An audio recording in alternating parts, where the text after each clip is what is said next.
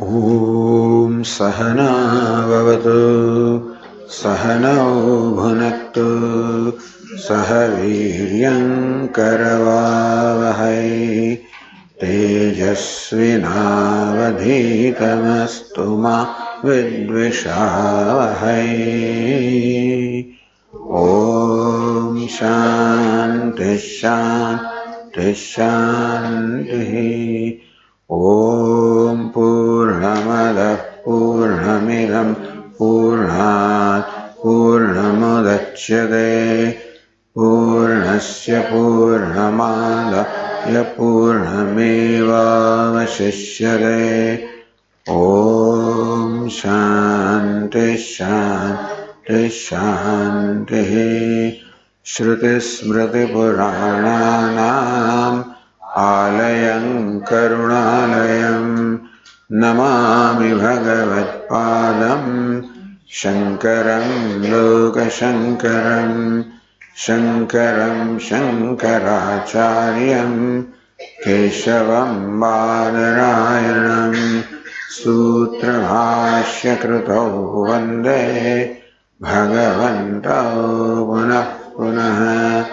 ईश्वरो गुरुरात्मेति मूर्तिभेदविभागिने व्योमवद्व्याप्तदेहाय दक्षिणामूर्तये नमः। सर्वतन्त्रस्वतन्त्राय सदात्माद्वैतवेदिने श्रीमते शंकरार्याय वेदांत गुरवे नमः। योऽवतीर्ण इहाचार्य रूपेण यतिनां मुदे श्रीमन्नारायणं वन्दे तं हरिं करुणानिधिम्। मननाख्यं प्रकरणं वासुदेवयतीश्वरैः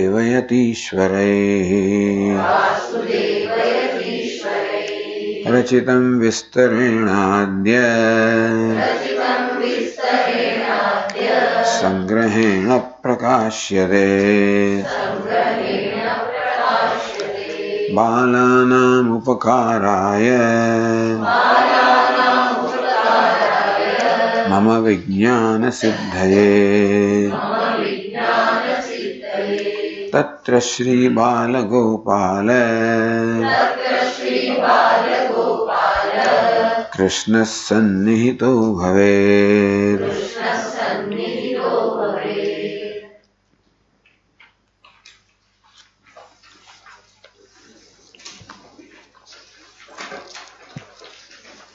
આપણે અત્યારે તૃતીય વર્ણક્રમમાં છે.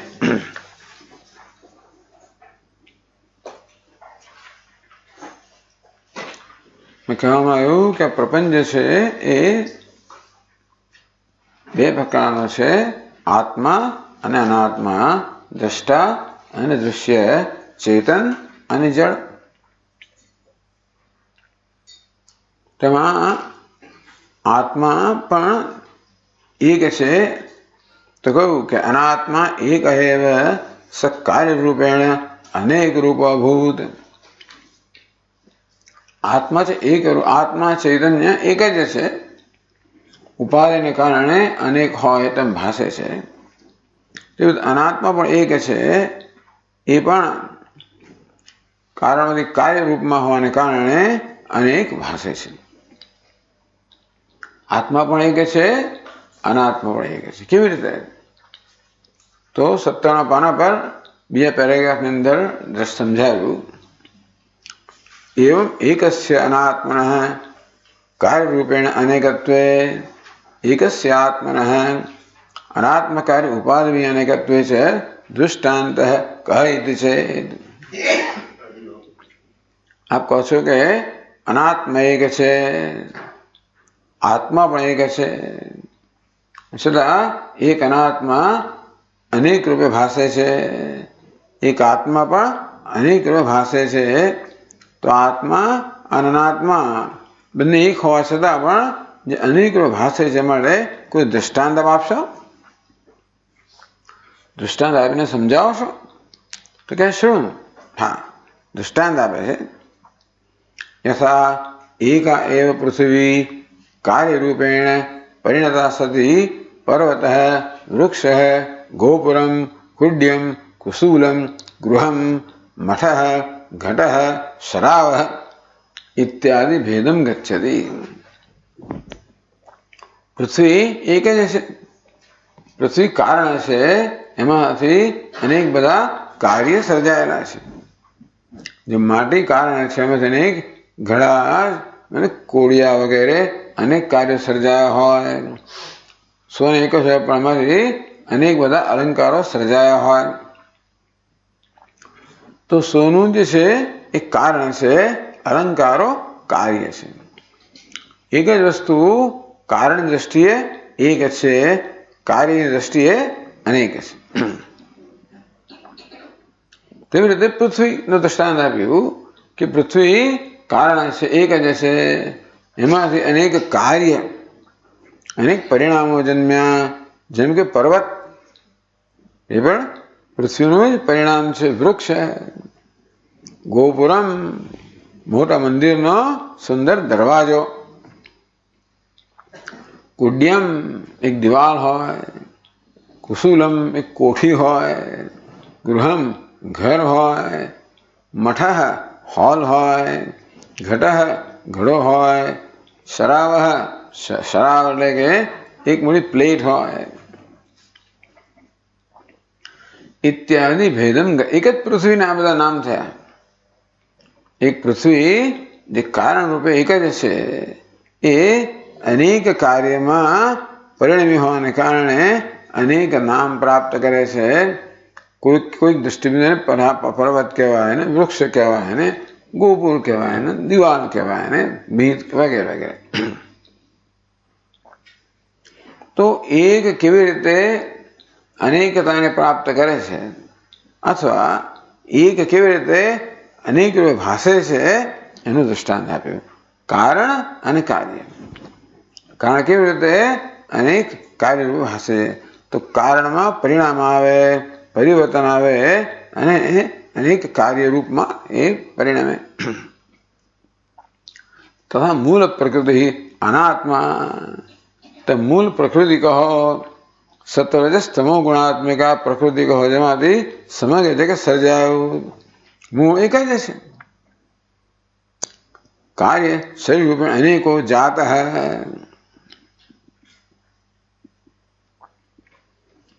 જાત ક્યાં જાય ખબર છે? પ્રકૃતિ નહીં. અનાત્મા એક હૈ, ક્યાં જોડવાનું પાછું? એક હૈ કાર્ય શરીર રૂપેણ અનેકો જાત હૈ. પ્રકૃતિ અનેકા જાત અથવા કહેવાય. તો પ્રકૃતિ એક જ છે, પણ અનેક બધા દેહ એમાંથી બન્યા. જેમ પૃથ્વીમાંથી અનેક બધા પદાર્થો બન્યા, તેવી રીતે એક જ પ્રકૃતિ સત્વ રજસ તમો ગુણાત્મકા પ્રકૃતિ, એમાંથી આ બધા અનેક ઉપાધિ બની. જાણીએ છીએ આપણે કે આપણું સ્થૂળ શરીર છે એ તમો ગુણની ઉપજ છે. આપણું આપણા જ્ઞાન કર્મેન્દ્રિયો અને પ્રાણ રજોગુણની ઉપજ છે. જ્ઞાનેન્દ્રિયો અને મન સત્વગુણની ઉપજ છે. આમ સત્વ રજસ તમસ ત્રણ ગુણની બનેલી પ્રકૃતિ એક જ છે. એમાંથી અનેક બધા દેહ સર્જા. માત્ર મનુષ્યનો જ નહીં, પ્રાણીમાં જીવ માત્ર ના 84 લાખ યોની, બધી કોઈ પણ યોનીમાં આ દેહ હોય તો આ ત્રણ ગુણો જ બનેલા હોય. કોઈ ગુણની પ્રધાનતા હોવાને કારણે દેહ જુદા જુદા હોય, બરાબર છે, પણ છેવટે તો પંચમહાભૂત કહો કે ત્રણ ગુણો કહો, એમાં દરેક જીવમાં મનુષ્યથી બ્રહ્માથી મળીને કીડી સુધીના બધા જીવની અંદર સ્થૂળ શરીર પણ હોય અને સૂક્ષ્મ શરીર પણ હોય. સૂક્ષ્મ શરીર હોય તો ત્યાં આગળ જીવંતતા હોય, તો ચેતનતા હોય. સૂક્ષ્મ શરીરમાં ચૈતન્ય પ્રતિબિંબિત થાય, સૂક્ષ્મ શરીર ચેતનવંતું બને, એ દ્વારા સ્થૂળ શરીર ચેતનવંતું બને. આ વ્યવસ્થા છે, બધા જ જીવન લાગુ પડે. એટલે માત્ર મનુષ્ય જ નહીં, 84 લાખ જેટલી પણ યોની હોય, બધા જેટલા પણ જીવો છે, એ બધાનું જે ઉપાધિ છે એ કાર્ય છે. સત્વ રજસ તમસ 3 ગુણની બનેલી પ્રકૃતિનું કાર્ય છે. અને માટે ત્યાં અનેક કાર્ય દ્રષ્ટિએ અનેકતા છે. જળની દ્રષ્ટિએ એકતા, તરણની દ્રષ્ટિએ અનેકતા, સોની દ્રષ્ટિએ એકતા, અલંકારની દ્રષ્ટિએ અનેકતા. તેમ પ્રકૃતિની દ્રષ્ટિએ, કારણની દ્રષ્ટિએ એકતા, કાર્યની દ્રષ્ટિએ, ઉપાધિની દ્રષ્ટિએ અનેકતા. આ પ્રકારે અનાત્મામાં અનેકતા કેવી રીતે છે એનું દૃષ્ટાંત આપ્યું. હવે આત્માની અનેકતા કેવી, આત્મા પણ એક હોવા છતાં પણ કેમ અનેક ભાષે છે એના માટે દૃષ્ટાંત આપ્યું 18મા પાના પર. યથા આકાશ એક હૈવ.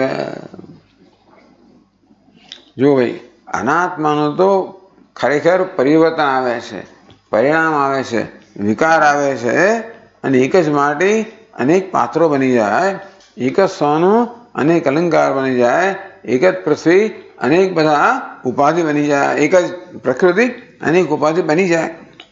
કેવું છે? પરિણામી ઉપાદાન કારણ. પણ આત્મામાં એવું નથી. આત્મામાં કારણ કાર્ય નથી કે કારણ દ્રષ્ટિએ આત્મા એક કહેવાય, કાર્ય દ્રષ્ટિએ અનેક કહેવું નથી. તો આત્માની અનેકતા જયારે જુદી રીતે છે એના વડે દૃષ્ટાંત શું આવ્યું? આકાશ. યથા આકાશ એક હૈવ. આકાશ એક જ છે. જો પૃથ્વીના અનેક કાર્યો બન્યા, જેમ કે ઘટ બન્યો, શરાવ બન્યો, પછી પેલું કુસુલ એટલે કોઠી, ગૃહમ, મઠ, આ અનેક પ્રકારના બધા કાર્ય છે. પર્વત બરોત બધું બરોબર છે, પણ આ તો ટૂંકમાં જે જગ્યાએ પોલાણ હોય ત્યાં આપણે આકાશ હોય. આકાશ બધે છે, પર્વતમાં છે, આપણે દેખાય ઘડામાં આકાશ અંદર છે એ સમજવું સરળ છે. ઘડાકાશ, મઠાકાશ, ગૃહાકાશ, કુસુલ આકાશ, શરાવ આકાશ વગેરે. તો એ બધા શામાંથી બન્યા? બધા ઘડો, મઠ વગેરે પૃથ્વીમાંથી બન્યા. આગળ જે કહ્યું તેમ એ રીતે પૃથ્વી એક છે, એના કાર્યો અનેક છે. પ્રકૃતિ એક છે, એના કાર્યો અનેક છે. પણ એ દરેક કાર્ય સાથે સંયોજેલું આકાશ એક હોવા છતાં પણ પૃથ્વી તો એક અનેક બની ગઈ છે. આકાશ તો એક અનેક ભાષે છે. તો અનાત્મામાં અનેકતા તો જાણે કે કાર્ય કારણે છે. આત્માની એકતા માત્ર કેવી છે? માત્ર ઉપાધિને કારણે છે. તો પૃથ્વી કાર્ય ઉપાધિશુ પ્રવિષ્ટ પ્રતીયમાન. જેમ કે ઘડો એ પૃથ્વીનું કાર્ય છે, એમાં જાણે કે આકાશે પ્રવેશ કર્યો અને ઘટાકાશ. મઠ પણ પૃથ્વીનું કાર્ય છે. મઠ એટલે હોલ. એ મઠમાં જાણે કે આકાશે પ્રવેશ કર્યો, મઠાકાશ. કુસુલ એટલે કોઠી, એમાં આકાશે પ્રવેશ કર્યો, કુસુલ આકાશ. શરાવમાં પ્રવેશ કર્યો, શરાવ આકાશ વગેરે. અયમ ઘટાકાશ, અયમ મઠાકાશ. આ ઘટાકાશ છે, આ મઠાકાશ છે. હવે આકાશનો કોઈ વિભાગ ના થઈ શકે. પૃથ્વી જે છે ઉપાધિનો વિભાગ થાય, એ વિભાગ કેવાય છે? જેને કહેવાય સાચા વિભાગ છે. પૃથ્વી એકમાંથી અનેક બની ગઈ, પ્રકૃતિ પણ એકમાંથી અનેક બની ગઈ. એટલે ઉપાધિની કહો, દેહની અનેકતા તો છે જ. તેવી રીતે આ ઘડાની, કોઠીની બધી અનેકતાઓ છે. પરંતુ એમાં જાણે કે પ્રવેશ કરેલા આકાશની અનેકતા નથી. આકાશના ખરેખર વિભાગ થયા નથી. માત્ર ઘડો વગેરે ઉપાધિ આકાશના વિભાગ થયા હોય એ માત્ર ભ્રમ ઉત્પન્ન કરે છે. આપણા એવી રીતે દિવાલો રચીએ ઘરની અંદર, જાણે કે એક જ આકાશ અનેક બધા ખંડમાં વહેંચાઈ ગયું. આ શયન ખંડ છે, ભોજન ખંડ છે, દિવાન ખંડ છે વગેરે. એવું છે કે દિવાલો ઊભી કરવાને કારણે આકાશમાં ખરેખર વિભાગ પડ્યા નથી પડતા, પણ આપણા આ દિવાલો આપણા મનમાં આ પ્રકારનો ભ્રમ ઉત્પન્ન કરવા સફળ થાય છે કે આ દિવાન ખંડ છે, આ શયન ખંડ છે, આ ભોજન ખંડ છે. જાણે એ બધા જુદા જુદા ખંડ હોય, આકાશ જુદા હોય એવી રીતનો ભ્રમ જન્મે છે. તેમાં ઘડાની અંદરનો આકાશ, નાના ઘડામાં, મોટા ઘડામાં, કોઠીમાં, ટાંકીમાં વગેરે. તો જો આત્માની અનેકતા અને અનાત્માની અનેકતા જુદા પ્રકારની અનેકતા છે. અનાત્માની અનેકતાના કિસ્સામાં શું છે કે અનાત્મા એટલે પ્રકૃતિ અનેક બની ગઈ છે, માટે અનેકતા છે. જ્યારે આત્મા જેનું મારે દ્રષ્ટાંત આકાશ અનેક બની ગયું નથી, અનેક ભાસે છે. તો એ આકાશમાં અનેકતાનો ભાસ કહો કે ભ્રમ કહો, કોણ ઉત્પન્ન કરે છે? પેલી પ્રકૃતિ. કઈ પ્રકૃતિ? અહીંયા આગળ ધારો કે પૃથ્વી, એમ ઘડો, કોઠી, ગૃહ, મઠ એમ કરીને અનેક બધામાં વહેંચાઈ ગઈ. એ દરેક સાથે સંયોજાયેલું આકાશ જાણે કે જુદું જુદું હોય એવો ભ્રમ જન્માવે છે.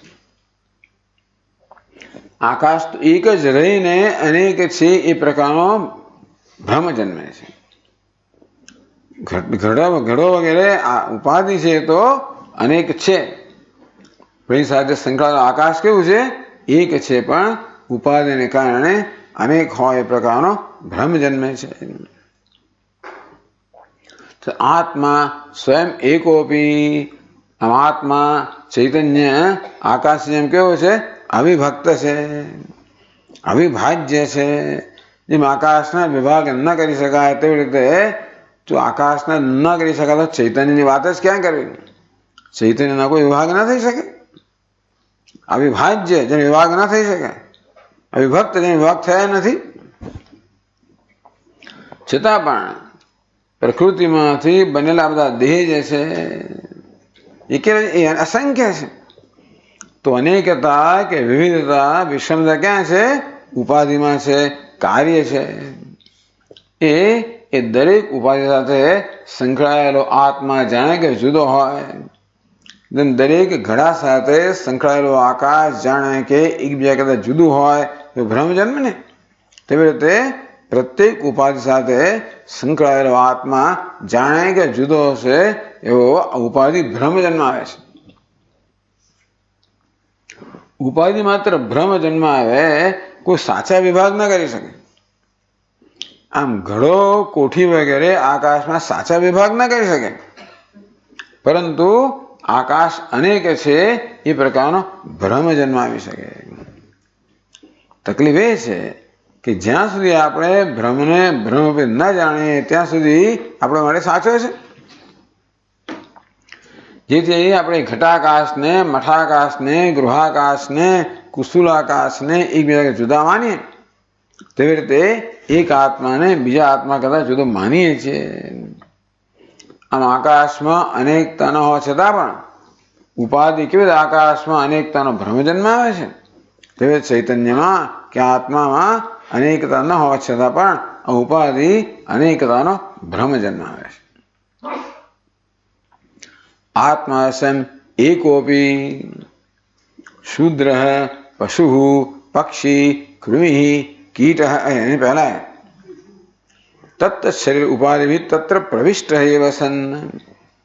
એટલે ઘડો બન્યો, આકાશ જેમ ઘડામાં પ્રવેશ કર્યો હોય, જાણે કે નથી પ્રવેશ કર્યો, ઘડા બનતા પહેલા આકાશ હતું જ, છતાં પણ ઘડો બને એટલે શું થાય? આપણા મનમાં ઘટાકાશનો ભ્રમ તો જન્મે. આકાશે પ્રવેશ કર્યો કે ના કર્યો, પણ ઘડો જ્યારે બન્યો આપણા મનમાં ઘટાકાશનો ભ્રમ તો જન્મ્યો. તો એવું નથી કે આત્માએ ઉપાધિમાં પ્રવેશ કર્યો, ચૈતન્ય સર્વત્ર છે જ, ઉપાધિ સર્જાય, આપણા મનમાં ભ્રમ જન્મ્યો. કેવો? દેવ, દેવની ઉપાધિ સર્જાય દેવ, મનુષ્યની ઉપાધિ સર્જાય મનુષ્ય. રામ, કૃષ્ણ, લો અવતારની ઉપાધિ સર્જાય. અથવા રામકૃષ્ણ નામ પણ હોય. અથવા રામ એટલે રામ, ભગવાન રામ, ભગવાન કૃષ્ણ. ચાલો, બ્રાહ્મણ, બ્રાહ્મણની ઉપાધિ સર્જાય બ્રાહ્મણ, ક્ષત્રિય, વૈશ્ય, શૂદ્ર. આ મનુષ્યની ઉપાધિમાં આ બધા પ્રકારના ભેદભેદ કરે છે. એ ઉપરાંત પશુ એ પણ ઉપાધિ, એમાં જાણે કે આત્માએ પ્રવેશ કર્યો. પશુ, પક્ષી એ પણ બીજી ઉપાધિ થઈ. એ પણ પ્રકૃતિની જ બનેલી છે બધી.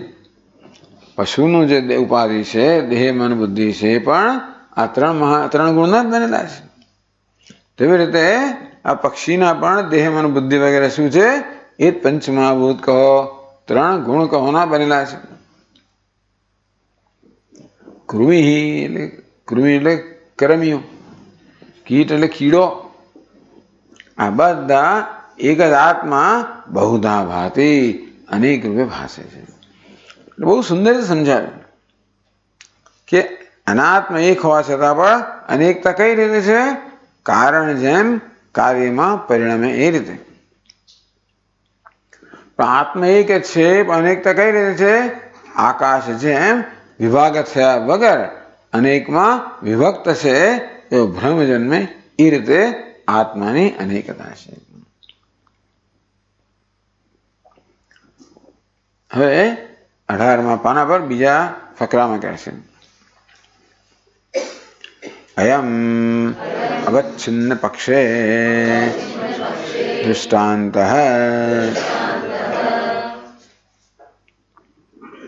વેદાંતમાં બે પ્રકારના દૃષ્ટાંત આપે છે. તો બે વાદ કહે છે, અવચ્છેદવાદ અને પ્રતિબિંબવાદ. તો એક આભાસવાદ છે, બહુ જુદો નથી, પ્રતિબિંબ જેવો જ છે, થોડો ફેરફાર છે ખાલી એના મોડલમાં. એટલે બે મુખ્ય વાદ કહેવાય, અવચ્છેદવાદ અને પ્રતિબિંબવાદ. એ આકાશનું દ્રષ્ટાંત આપે ને, આકાશ ઘડામાં જાણે કે ઘડા પૂરતું આકાશ મર્યાદિત થઈ ગયું હોય. આ ઘડાએ શું કર્યું? આકાશને જાણે કે અવચ્છેદ એટલે મર્યાદા. ઘટાવચ્છિન્નમ આકાશમ, ઘડા પૂરતું, ઘડાથી મર્યાદિત આકાશ. આકાશ એ સર્વવ્યાપક છે. એ જાણે કે આ ઘડાની મર્યાદાઓમાં મર્યાદિત થઈ ગયું. આ પ્રકારે મર્યાદિતપણાને અવચ્છેદ કહેવામાં આવે. એટલે આ વાદને એને શું કહે? અવચ્છેદવાદ. એટલે પ્રતિબિંબવાદ. વાદ એટલે મોડલ, દૃષ્ટાંત. અવચ્છેદનું દૃષ્ટાંત, પ્રતિબિંબનું દૃષ્ટાંત. એટલે વેદાંત શાસ્ત્રમાં આપણા આ પ્રકારના અનેકતાના અનુભવને, એટલે આત્મા અનેક ભાષે એટલે વળી પાછું અલ્પ પણ ભાષે, પરિચ્છિન્ન પણ ભાષે. એમ આપણો અનુભવ પોતાના વિશેનો શું છે? વાસ્તવમાં આપણો તો આત્મા છે, ચૈતન્ય છે, બ્રહ્મ છે, અને તેથી અનંત છે, સત્યમ જ્ઞાન અનંતમ બ્રહ્મ સ્વરૂપ છે. છતાં આપણા વિશેનો ખ્યાલ શું છે? હું પરિચ્છિન્ન છું, મર્યાદિત છું, અલ્પ છું. કેવો છું? ચંચળ છું, અસ્થિર છું, મલિન છું, નિસ્તેજ છું, પાપી છું, પુણ્યશાળી છું, અપવિત્ર છું. એવા બધા આપણી વિશેની માન્યતા છે. તો આ બધી માન્યતા આપણામાં જે છે એ સમજાવવા માટે આ બે દૃષ્ટાંત આપવામાં આવે. એક જ આકાશ જે વાસ્તવમાં મહાકાશ છે, સર્વવ્યાપક છે. એ જ આકાશમાં એવો ભ્રમ જન્મે કે હું આ ઘડા પૂરતું જ મર્યાદિત છું. તો એ મહાકાશમાં ભ્રમ જન્મે હું ઘટાકાશ છું. હવે ઘડો તો સર્વતે મર્યાદિત છે, અત્યંત અલ્પ છે એની વ્યાપકતા. એટલે સર્વવ્યાપક આકાશમાં અલ્પ વ્યાપકતાનો, અલ્પતાનો ખ્યાલ જન્મે. તો કેવી રીતે અનંતમાં કે વ્યાપકમાં અલ્પતાનો ખ્યાલ કેમ જન્મે છે? એ માટે આ અવચ્છેદનું દૃષ્ટાંત આપવામાં આવ્યું. બીજું દૃષ્ટાંત છે પ્રતિબિંબનું. એ કહે છે प्रतिबिंब पक्षे तो समुद्र नदी तटाक कूप घटजलम इति एकमेव जलम यथा बहुधा जातम तथा अनात्मापि बहुधा जातः। प्रतिबिंब पक्षे तो ले प्रतिबिंब दृष्टांत लईए तो सूर्यनु जल पात्र में प्रतिबिंब, जल पात्र में अनेकता है।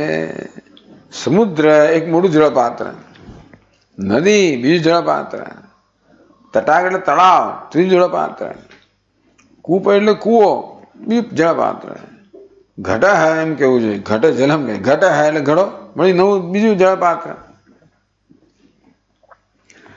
एम मानो के बधामां जल छे, आ बधा जल पात्रो छे। एक सूर्य आकाश में प्रकाश रह्यो छे। जलनो स्वभाव छे कि कोई पण तेजस्वी पदार्थ ने प्रतिबिंबित करवो।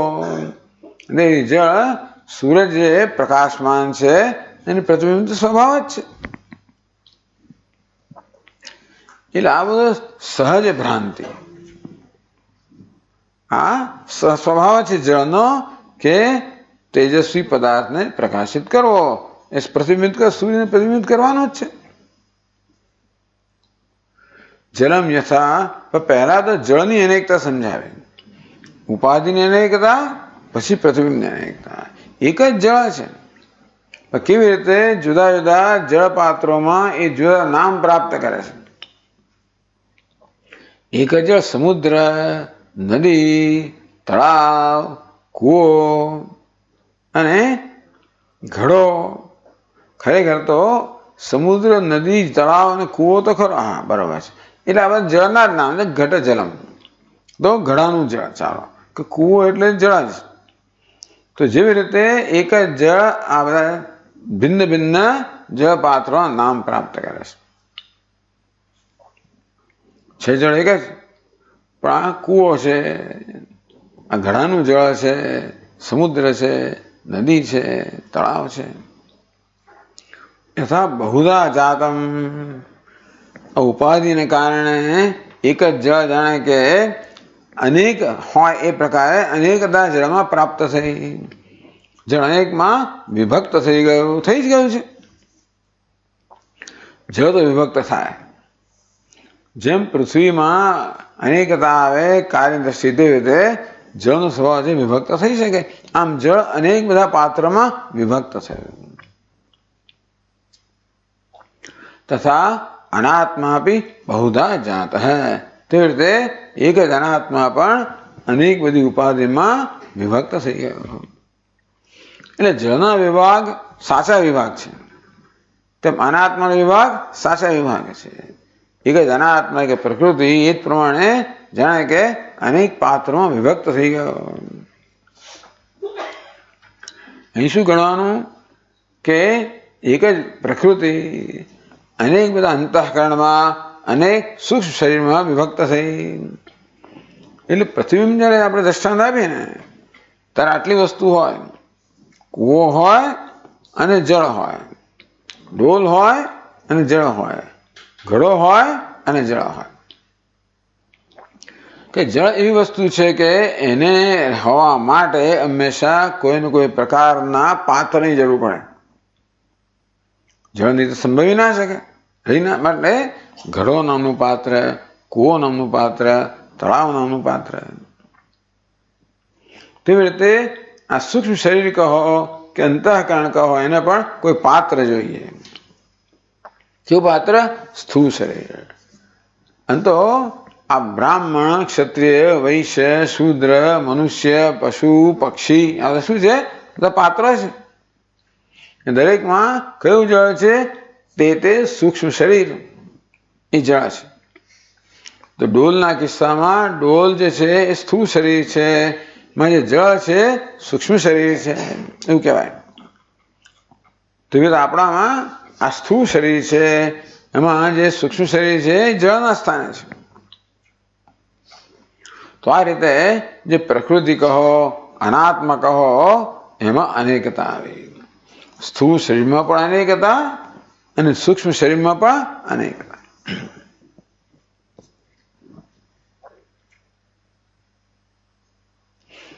સ્થૂળ શરીર અને સૂક્ષ્મ સંયોગ કેવો છે? કર્મજમ. કર્મને કારણે એ બંધનો સંયોગ છે. કયું કર્મ? પ્રારબ્ધ કર્મ. પ્રારબ્ધ કર્મને કારણે કોઈક એક સૂક્ષ્મ શરીરને કોઈ એક સ્થૂળ શરીર સાથે સંયોગ હોય. પ્રારબ્ધ પૂરું થાય એટલે એ સૂક્ષ્મ શરીર સ્થૂળ શરીરને છોડીને જતું રહે, બીજા સ્થૂળ શરીર સાથે જોડાય. આમ કર્મજમ, ભ્રાંતિજમ, સહજમ, તાદાત્મ્યમ. એ કેવું છે? કર્મજમ તાદાત્મ્યમ. પેલું પાણીના ડોલનો પણ કેવો હોય છે? પ્રારબ્ધ. પૂરું થાય એટલે પેલું લઈ જાય ડોલમાં, પાણી બીજામાં ઠાલવી જાય. તેવી રીતે સૂક્ષ્મ શરીરના દેહનું તાદાત્મ્ય કેવું છે? કે પ્રારબ્ધ કર્મને કારણે છે. પૂરું થાય એટલે અહીંથી નીકળી જાય સૂક્ષ્મ શરીર, બીજી જગ્યાએ જાય. જ્યારે જળની અંદર સૂરજનું પ્રતિબિંબ છે, કેવું છે? સહજ તાદાત્મ્ય, જળનો સ્વભાવ છે. તેવી રીતે આપણા સૂક્ષ્મ શરીરનો પણ સ્વભાવ છે કે ચૈતન્યને પ્રતિબિંબિત કરવું. એ કેવું છે? સહજ તાદાત્મ્ય. તો આગળ કહે છે, તેષુ સમુદ્રાદિષુ આદિત્ય એક એવ પ્રતિબિંબિત સન્ન યથા બહુધા જાતઃ તથા એક એવ આત્મા અંતઃકરણ સહિતેષુ સર્વેષ્વપि શરીરેષુ પ્રતિબિંબિત સન્ન एको जातः इति उभयत्रापि दृष्टान्तो ज्ञातव्यः.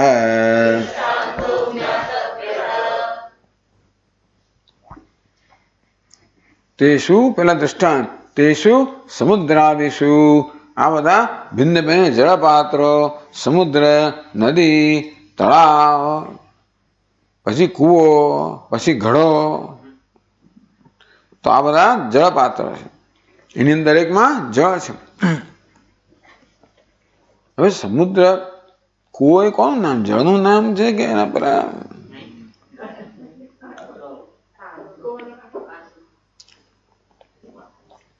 જળ ના તો એને કૂવો તો કહીએ જ ના, ના કહીએ.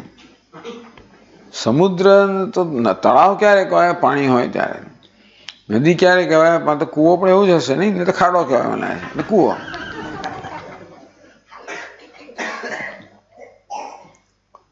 તો તે શું? સમુદ્રાદિશું, આ સમુદ્ર, નદી, તળાવ, કૂવો વગેરે, વાવ, ચાલો ઘડાનું વાવ, આદિત્ય એક એવ પ્રતિબિંબિત સન્ન, એક જ સૂર્ય આ ભિન્ન ભિન્ન જળપાત્રોમાં પ્રતિબિંબિત થઈને યથા બહુધા જાત, એક જ સૂર્ય જાણે કે અનેકમાં વિભક્ત થઈ ગયો. બહુધા જાત, અનેક સૂર્યના જન્મ થયા, અનેક પ્રતિબિંબના જન્મ થયું ને, આવો જ જન્મ. એક જ સૂર્ય અનેક પ્રતિબિંબના રૂપમાં જાણે કે જન્મ્યો. તથા, તો હવે સૂર્ય અને જળપાત્રનું દ્રષ્ટાંત. તેવી રીતે એક એવ આત્મા, એક જ આત્મા કે ચૈતન્ય અંતઃકરણ સહિતેષુ સર્વેષ્વપી શરીરેષુ પ્રતિબિંબિત સન્ન. તો એમ માનો કે આપણું સ્થૂળ શરીર કેવું છે?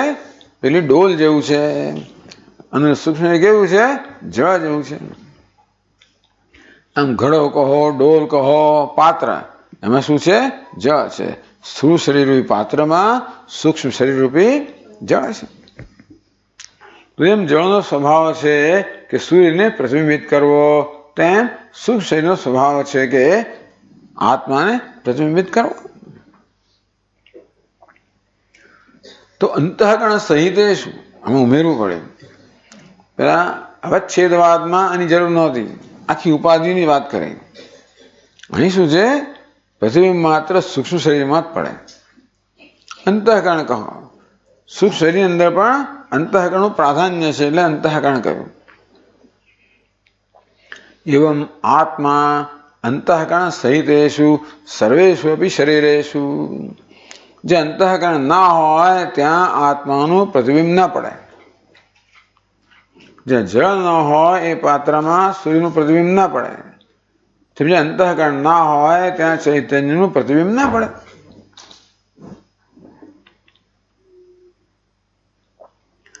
તો અંતઃકરણ સહિતેષુ સર્વેષુ શરીરેષુ. અંતઃકરણ ધરાવનારા, સૂક્ષ્મ શરીર ધરાવનારા બધા જ શરીરોમાં, મનુષ્ય બ્રહ્માથી માંડીને કીડી સુધીના બધા શરીરોમાં ખરેખર કીડીએ શું, પણ ખરે ઘાસનું તણાકલા બધા સૂક્ષ્મ, આ બધા કારણ કે સજીવ છે ને. વૃક્ષ પણ સજીવ છે, વનસ્પતિ સજીવ છે, બધા સજીવ માનીએ છીએ આપણે તો. એટલે કેટલા બધા થયા સૂક્ષ્મ શરીર, કેટલા ઘાસના કેટલા તણાકલા છે ભગવાન જાણે, અસંખ્ય બહુ થઈ ગયું. તો પણ એ દરેક એક શું છે, પાત્ર છે.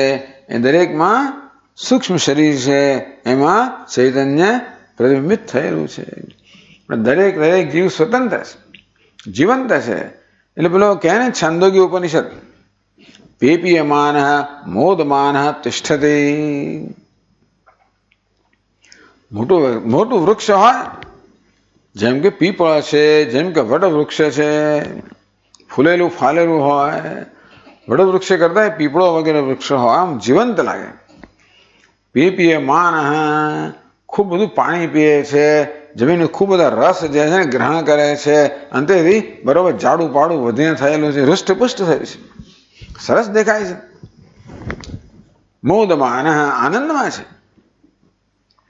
જીવંત છે, આનંદમાં છે. સરસ પવનની લહેરખીઓ આવી રહી છે, પાંદડા હાલી રહ્યા છે, ડાળીઓ હાલી રહી છે, આનંદમાં છે. પીપીયમાન તિષ્ઠતે. એટલે એ બધા વૃક્ષ કેવું છે, જીવંત છે. યથા મૂલે અભ્યાહન્યાત, મૂળની અંદર કોઠારથી ઘા કરવામાં આવે, કુહાડીથી શું થાય, જીવન સ્રવેદ. એ જીવન છે, રસ છે. મધ્યમાં કુહાડીથી ઘા કરવામાં આવે, જીવન સ્રવે તો શું થાય, રસ જરે, ઉપર રસ જરે. એ શું બતાવે છે, મૂળમાં, મધ્યમાં, અગ્રભાગમાં આપણે આવો ઘા કરીએ છીએ, બહુ મોટો નહીં, કાપી નહીં નાખવાનું, ખાલી થોડું ઘા જ કરવાનું. હાથ કાપીને જરા ઘા કરો, લોહી નીકળે ને અંદરથી. તેવી રીતે વૃક્ષને થોડો ઘા કરો એટલે અંદરથી રસ જાય. એ રસ શું બતાવે છે, વૃક્ષ જીવંત છે. આમ વૃક્ષ સહિત આ બધી સ્થાવર ઉપાધિથી સ્થાવર જંગમ બધી ઉપાધિની અંદર સૂક્ષ્મ શરીર છે. મારા બધા જીવો જીવંત છે, એ દરેકમાં ચૈતન્યનું પ્રતિબિંબ છે. ઇતિ ઉભયત્રાપી દૃષ્ટાંતો જ્ઞાતવ્ય. તે રીતે અવચ્છેદવાદ અને પ્રતિબિંબવાદ આ બંને માટે દૃષ્ટાંત આપ્યું, એ આપણે સમજવું જોઈએ.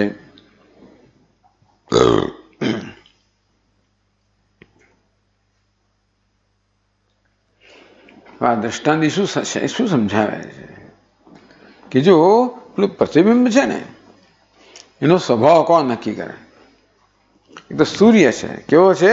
તેજસ્વી છે, સ્થિર છે.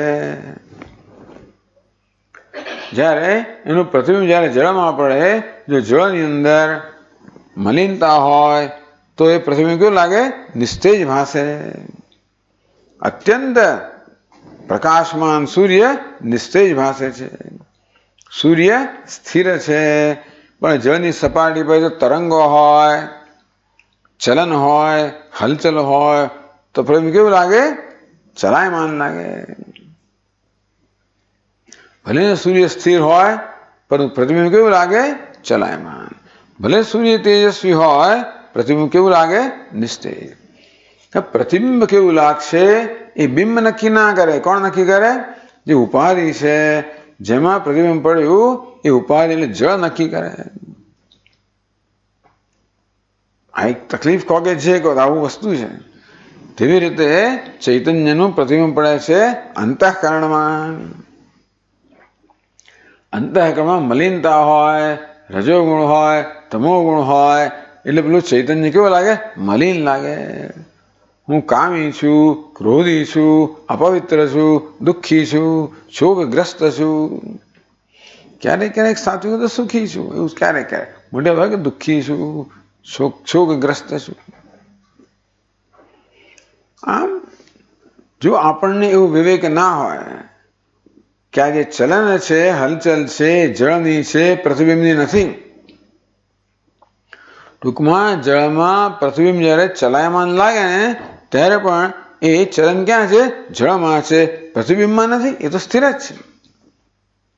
જળમાં પ્રતિબિંબ નિસ્તેજ લાગે ત્યારે પણ જો આપણે એ વિવેક હોય કે નિસ્તેજતા જળની છે, પ્રતિબિંબ નિસ્તેજ નથી. સૂર્ય નિસ્તેજ નથી અને પ્રતિબિંબ પણ નિસ્તેજ નથી. સૂર્યમાં ચલન નથી, માટે પ્રતિબિંબમાં પણ ચલન નથી. તો વિવેક જોઈએ કે આમાં પ્રતિબિંબનો ધર્મ કયો અને ઉપાધિનો ધર્મ કયો. એ બેને ભેગા કરી દઈએ તો આપણો શું નિર્ણય થાય? આ પ્રતિબિંબ નિસ્તેજ છે, ચંચળ છે. તેમ આપણા શું નિશ્ચય થાય? હું નિસ્તેજ છું, દુઃખી છું, ચંચળ છું, મારું મન અસ્થિર છે. આવી રીતે અંતઃકરણ એટલે ઉપાધિ અને ચૈતન્ય એટલે આત્મા એ બે જણે ભેગા થઈ ગયા એક હોય એમ ભાસે છે. અને એ બેને જ જુદા ન કરીએ તો આપણે શું માનીએ?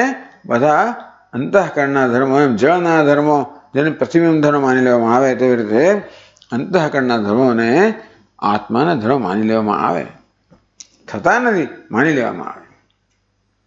પણ માન્યતા પર જીવન ચાલે છે ને આપણું. તો હકીકત પર ચાલતું નથી. શેના પર ચાલે છે? માન્યતા પર ચાલે છે.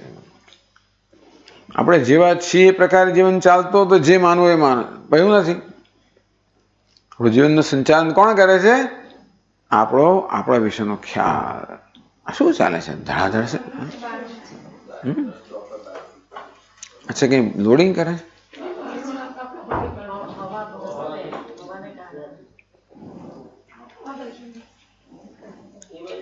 નથી આવતું.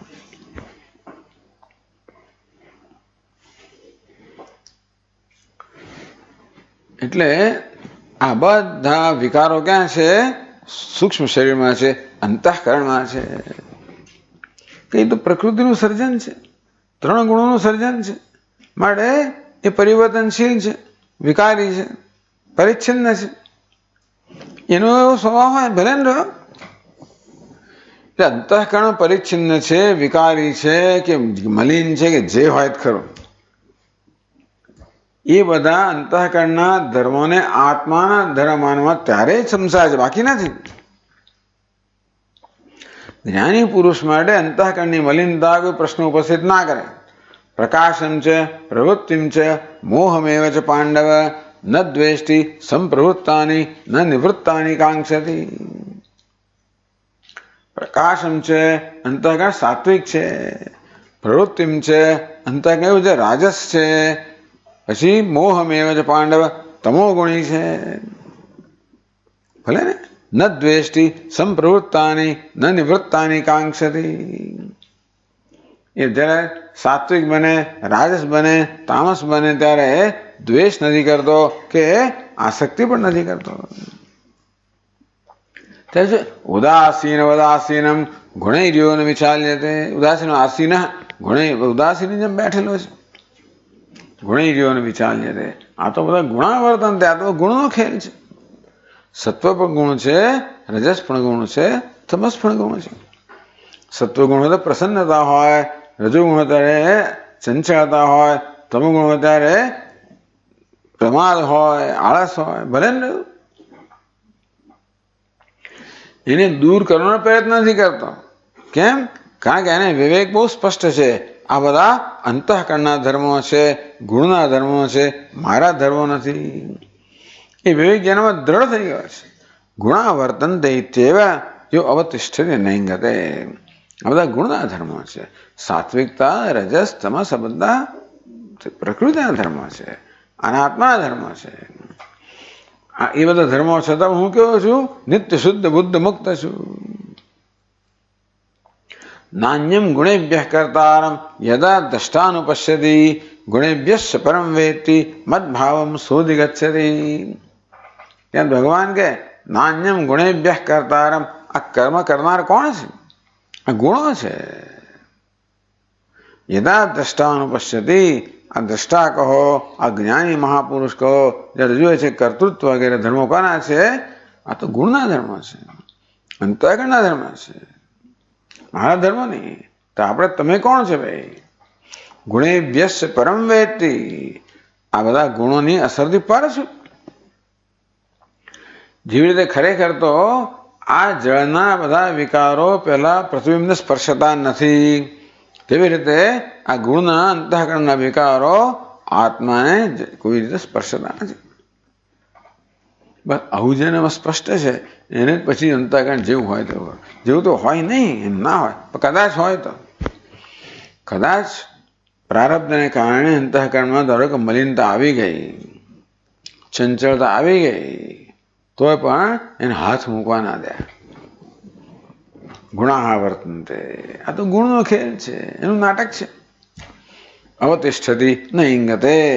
જે પોતાના સ્વરૂપમાંથી ચલાયમાન થતો નથી. બસ આવો વિવેક કરી શકે એ માટે આ બધું કહેવામાં આવે. હવે દૃષ્ટાંત શેના માટે આપવામાં આવ્યા? જેથી સમજાવડે આપણા જીવનમાં અવિવેક છે. જ્યાં બે છે તેને એક માનવામાં એનો અવિવેક. જે બે છે ત્યાં આપણે એને એક માનીએ છીએ. આ બેને એકબીજા સાથે ભેગા કરી દેતા. સત્યાનૃતે મિથુની કૃત્ય. એક સત્ય છે, બીજું મિથ્યા છે. એ બંનેને મિથુની કૃત્ય બંનેનો એક થઈ ગયા. સત્યને સત્ય રૂપે જાણવું, મિથ્યાને મિથ્યા રૂપે જાણવું. ના સતો વિદ્યતે ભાવ, ના ભાવો વિદ્યતે સત. ઉભયોરપી દૃષ્ટોંત ત્વનયો તત્વદર્શી. તત્વદર્શી મહાપુરુષો જોયે છે સત છે ક્યારે ન હોય એવું ના બને, અને અસત ક્યારે હોતું જ નથી. ભાષે ત્યારે પણ નથી, અસત જ્યારે ભાષે ત્યારે પણ નથી, અને સત ક્યારે ના હોય એવું બને જ નહીં. એટલે અસત ભલે ને ભાસતું રહ્યું પણ એ ભ્રમિત થતો નથી. ભાષે છે માટે છે એવું નથી માનતો. એ અસત છે, ભાષે છે, ભલે ભાસતું. જેવી રીતે જ્યાં જો ભાસતું હોય, ભાષે જ મારા પણ સાચું નથી માની લેતા. એ કેવું છે? અસત છે, ભાષવા છતાં પણ ક્યારેય નથી. આપણને જળ દેખાય ત્યારે નથી, પહેલા નહોતું, અત્યારે નથી, અને પછી પણ નહીં હોય. એટલા માટે એ જળથી કોઈ રીતે પ્રભાવિત થતો નથી, અનૃતથી મિથ્યાથી પ્રભાવિત થતો નથી. તેથી એ સત્યમાં નિષ્ઠ રહે છે. તો આ પ્રકારે આપણે કરી શકીએ. એ માટે આ બધા દ્રષ્ટાંત એમાં બહુ માથાકૂટ કરો, પછી એની બધી બહુ ઘણી બધા દ્રષ્ટાંતમાં પછી ખેંચતાણ કરવામાં આવે છે. ભલે ચાલો એ પણ એ ખરું, પણ ટૂંકમાં આ બધાનું પ્રયોજન શું છે? કેવી રીતે આપણે આ ભ્રમમાંથી મુક્ત થઈએ.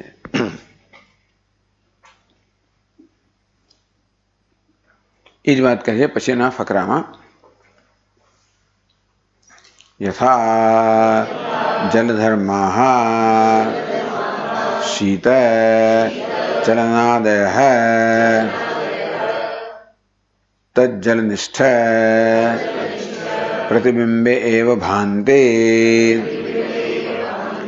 બિંબભૂતમ આદિત્યમ ન સ્પૃશન્તિ તથા અંતઃકરણધર્માઃ કર્તૃત્વ ભોક્તૃત્વ વિકારાઃ અપી તદ અંતઃકરણનિષ્ઠ चिदाभासे एव भान्ते बिंबभूतम આત્માનમ ન સ્પૃશન્તે.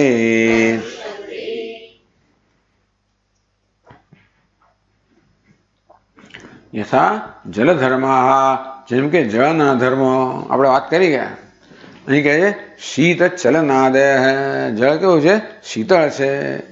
ભલે સૂર્ય ગમે તેટલો ગરમ હોય, જળ કેવું છે? શીતળ છે. એટલે પ્રતિબિંબ કેવું ભાસે? શીતળ જ ભાસે.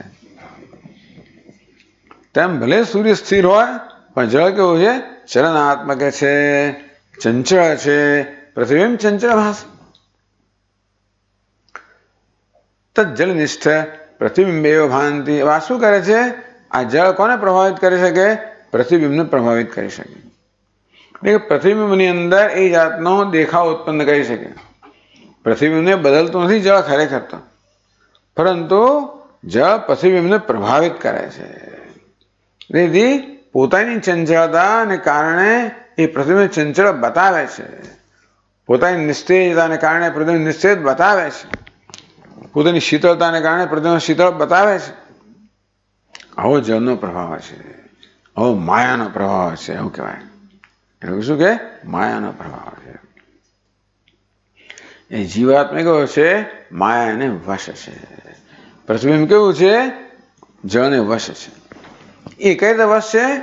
કે આ જળ પોતાના ધર્મો જાણે કે પ્રતિબિંબમાં હોય એ પ્રકારનો ખ્યાલ જન્માવે ને, પ્રતિબિંબ વિશે આ પ્રકારના ખ્યાલ જન્માવે કે પ્રતિબિંબ નિસ્તેજ છે, ચંચળ છે.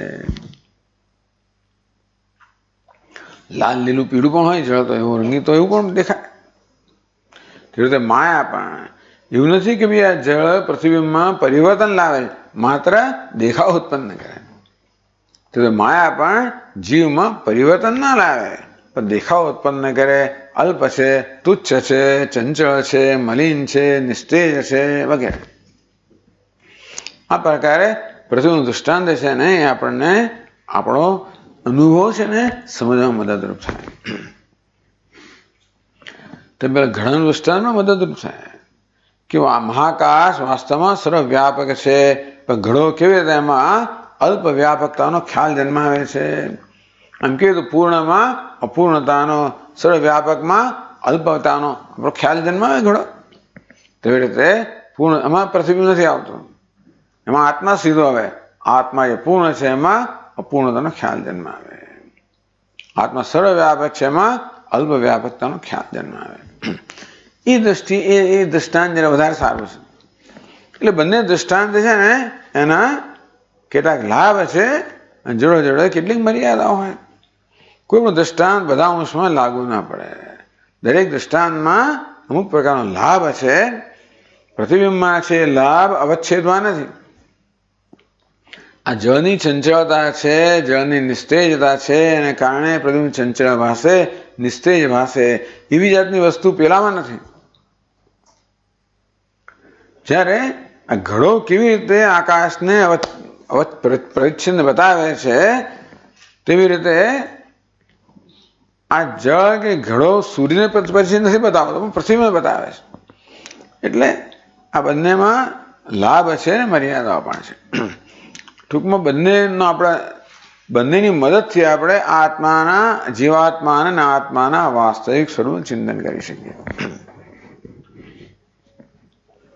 ત્યારે માંડુક્ય કારિકામાં કહ્યું કે અનેક ઘડાઓ હોય, કોઈ ઘડામાં પછી આકાશ તો ખરો બધામાં, થોડો ધુમાડો હોય એકમાં, તો એ આકાશ કેવું છે? ધુમાડા વાળું છે. એક આકાશ સ્વચ્છ હોય એવું પણ હોય. તો આકાશનો ધુમાડો છે, એ ધુમાડો શું છે? એ આકાશને જાણે કે ધુમાડો બતાવે છે, નિસ્તેજ બતાવે છે. તેવી રીતે અંતઃકરણ પણ આત્માને નિસ્તેજ બતાવે. તો ચાલો, જળનિષ્ઠ પ્રતિબિંબેવ ભાંતિ. જળના બધા ધર્મો છે એ જળમાં જે પ્રતિબિંબ છે એને પ્રભાવિત કરે. બિંબભૂતમ આદિત્યમ ન સ્પૃશંતિ. પણ આદિત્ય બિંબ છે એને કોઈ રીતે સ્પર્શતા નથી. એ દ્રષ્ટિએ બહુ સરસ છે આ વસ્તુ. તથા અંતઃકરણ ધર્મા. ત્યાં જળ છે, અહીં અંતઃકરણ છે. ત્યાં સૂર્ય છે, અહીંયા આત્મા છે. તો અંતઃકરણના કયા ધર્મો છે? કર્તૃત્વ, ભોક્તૃત્વ, વિકારા. કર્તાપણું, ભોગતાપણું, સુખીપણું, દુઃખીપણું, પ્રકાશમ છે, પ્રવૃત્તિમ છે, મોહમેવ છે પાંડવ, પ્રસન્નતા હોય, ચંચળતા હોય, મૂળતા હોય. કોના ધર્મ છે? અંતઃકરણ. અહંકાર વિમૂઢાત્મા કર્તાહમિતિ મન્યતે. પણ આ ઉપાધિમાં અહંભાવ ધરાવનાર જીવ પોતે કરતા છે એમ માને છે, એ પીડાય છે. મન્યતે માને છે અને પીડાય છે. જ્ઞાની પુરુષ શું કે નૈવ કિંચિત કરો યુક્તો મન્યેત. તો યુક્ત માણસ શું માને છે કે જાણે છે? નૈવ કિંચિત કરો મેથી. આ બધું કર્તૃત્વ ક્યાં છે? ઉપાધિમાં છે. ભોક્તૃત્વ ઉપાધિમાં છે, મારામાં નથી. તો બિંબભૂતમ આદિત્યમ ન સ્પૃશંતે. જેમ જળની શીતળતા, ચંચળતા, મલિનતા, બિંબ આદિત્ય છે એને કોઈ રીતે સ્પર્શતી નથી. તેવી અંતઃકરણના ધર્મો કર્તાપણું, ભોગતાપણું, સુખીપણું, દુઃખીપણું વગેરે અંતઃકરણમાં જે પ્રતિબિંબ છે, ચિદાભાસ જેને કહેવાય કે જીવાત્મા કહેવાય, એને પ્રભાવિત કરે. પરંતુ બિંબભૂતમ આત્માનમ ન સ્પૃશંતી. આત્મા જે બિંબભૂત છે એને સ્પર્શતા નથી. આ પ્રકારે આ દ્રષ્ટાંતથી બંને કહ્યું આપણને. આપણો અનુભવ પણ સમજાવ્યો અને આપણું વાસ્તવિક સ્વરૂપ પણ સમજાવ્યું. એટલે દ્રષ્ટાંતો શેને માટે છે? ખાલી ચિંતન માટે છે, અનુસંધાન માટે છે. અનુસંધાન આત્માનું કરવું હોય તો આ દ્રષ્ટાંતની મદદ કરી શકીએ. મારું મન અત્યારે કેવું છે? ચંચળ છે, અસ્થિર છે. હું ચંચળ છું, અસ્થિર છું, અશાંત છું. સ્વામી હું અશાંત છું. નહીં ભાઈ, તું તો શાંત સ્વરૂપ છે.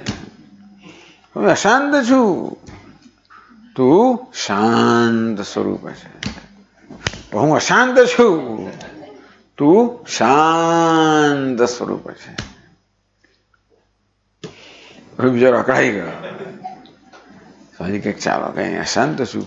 શા બધી કહેતું? મને ખબર છે ને અશાંત છું. કેવી ખબર પડી? અમારું મન અશાંત છે. તો કે હા એ ખરો, તારું મન અશાંત છે. તો કોણ છે? અશાંત મનનો દ્રષ્ટા છે. અદૃશ્યના ધર્મો દ્રષ્ટાને સ્પર્શે નહીં. પ્રકાશના ધર્મો પ્રકાશકને સ્પર્શે નહીં. જો ખુરશીના બધા રંગ છે એ પ્રકાશના સ્પર્શે. પ્રકાશ રંગોને પ્રકાશિત કરે. કોઈ રંગ કે રૂપ પ્રકાશને પ્રભાવિત ન કરે, સ્પર્શે નહીં. અંતે રીતે આ બધા અશાંતિ કોનો ધર્મ છે? અંતઃકરણનો. એને પ્રકાશિત કરનાર ચૈતન્યને સ્પર્શે નહીં. એટલે મન જ્યારે અશાંત થઈ જાય, દુઃખી થઈ જાય, ત્યારે આ પ્રકારનો વિવેક કરી શકીએ. અશાંતિ ક્યાં છે? અંતઃકરણમાં છે. હું કોણ છું?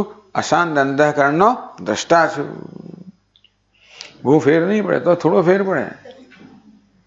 એને કે અશાંતિ જશે નહીં, પછી આપણે અંદર એકદમ ડૂબી જઈએ ને, એમ ગરકાવ થઈ જાય અશાંતિ, એવું નહીં થાય. થોડાક આપણે એમાં જરા કંઈક સ્વસ્થતા જાળવી શકીશું. હું અશાંત છું, અશાંત એમ કરતા કરતા કરતા આપણે ક્યાંય સરખી જઈને ગરકાવ થઈ અશાંતિમાં. પછી જ્યારે જોઈએ કે મન કે અશાંત છું, ત્યારે કહું ને ભાઈ, ત્યાં જરા આપણે એ પ્રક્રિયા થોડીક અટકાવીએ કે અહીંયા અટક. અશાંતિ ક્યાં છે? અંતઃકરણમાં છે. તું કોણ છે? અશાંત અંતઃકરણનો દ્રષ્ટા છું.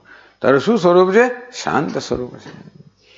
અશાંત અંતઃકરણ દ્રષ્ટા શાંત છે. કારણ કે એ દૃશ્યની અશાંતિ દ્રષ્ટાને સ્પર્શી ના છે.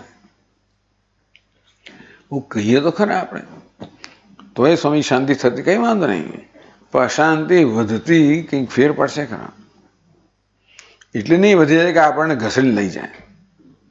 કંઈક ઓછા આપણે થોડુંક સ્વસ્થતા જાળવી શકીશું અને કદાચ અશાંતિમાંથી જરા જલ્દી ઊભા થઈ શકીશું. એટલે આ પ્રકારનો વિવેક માટે કહેવામાં આવ્યું. બે અવચ્છેદ અને પ્રતિબિંબ. ઠીક. ઓમ પૂર્ણમદ પૂર્ણમિદમ પૂર્ણાત પૂર્ણમુદચ્યતે पूर्णस्य पूर्णमादाय पूर्णमेवावशिष्यते। ॐ शान्ति शान्ति।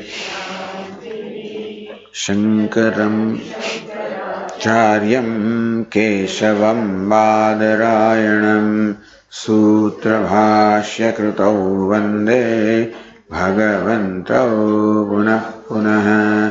ईश्वरो गुरुरात्मेति मूर्तिभेदविभागिने व्योमवद्व्याप्तदेहाय दक्षिणामूर्तये नमः। ॐ शान्ति शान्ति शान्तिः। हरि ओम। श्री गुरुभ्यो नमः। हरि ओम।